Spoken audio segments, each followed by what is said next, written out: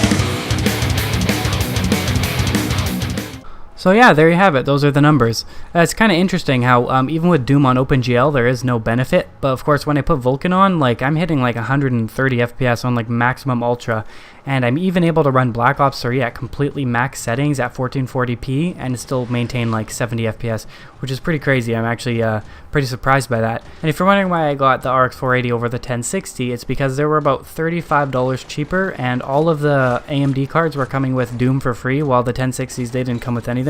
So I saved some money and I got a free copy of Doom, which is awesome because I've really wanted to play that game. And for my benchmarking, I've just been using the demo. So yeah, it's better value in my opinion. I saved some money and got a free game. Can't complain.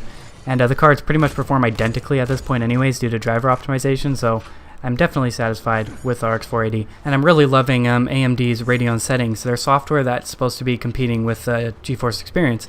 And in my opinion, the software just looks 10 times better. It's so much more modern and there's so much more versatility when it comes to it. And it loads like 10 times faster. The GeForce Experience is actually quite a mess.